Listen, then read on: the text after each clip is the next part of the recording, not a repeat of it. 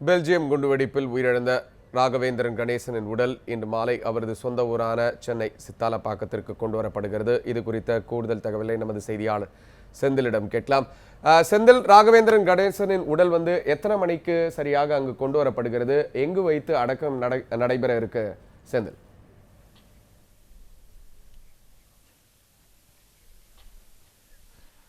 Belgium தலைநகர் Brussels நகரில் கடந்த 22ஆம் தேதி நடந்த இரட்டை வெடிகுண்டு தாக்குதலில் சென்னையைச் சேர்ந்த ராகவேந்திரன் கணேசன் என்பவர் பலியான தகவல் நேற்று உறுதியானது. இதையடுத்து விமானம் மூலம் சென்னைக்கு இன்று மதியம் 2:40 மணிக்கு கொண்டு வரப்படுகிறது. அதையடுத்து சென்னை சித்தாலப்பாக்கத்தில் உள்ள அவரது உறவினர் வீட்டில் கொண்டு வரப்பட்டு பிறகு இங்கு உள்ள மயானத்தில் அடக்கம் செய்யப்படுகிறது என அவரது உறவினர்கள் தெரிவித்துள்ளனர். ஜெபசிங், தற்போது இந்த இழப்பு குறித்து அங்க இருக்கும் அவருடைய உறவினர்களிடமாக யாரிடமோ பேசினீர்களா? தற்போது இன்றைக்கு முதலமைச்சர் ஜெயலலிதா அவர்கள் கூட இரங்கல் தெரிவித்திருக்கிறார். இது குறித்து நீங்கள் யாரிடம் தொடர்பு கொண்டீர்களா? எப்படி பார்க்கப்படுகிறது இந்த இழப்பு செந்தில்?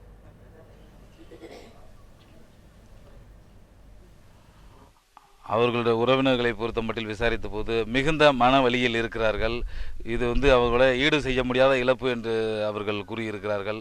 அவர் ராகவேந்திரன் கணேசனுக்கு கடந்த 40 நாட்களுக்கு முன் தான் பெண் குழந்தை பிறந்தது. இந்த நிலையில் அவருடைய இறப்பு அவரது குடும்பத்திற்கு மிகவும் ஈடு செய்ய முடியாத இழப்பாக உள்ளது. அவரது குடும்பத்தினர் மிகுந்த துயரத்தில் இருக்கின்றனர். அவரது குடும்பத்தினர் மட்டுமின்றி சென்னை சித்தாலப்பாக்கத்தில் உள்ள அந்த பகுதி மக்களே மிகுந்த சோகத்தில் இருக்கின்றனர். ஜெபசிங், தகவல்களுக்கு மிக்க நன்றி செந்தில்.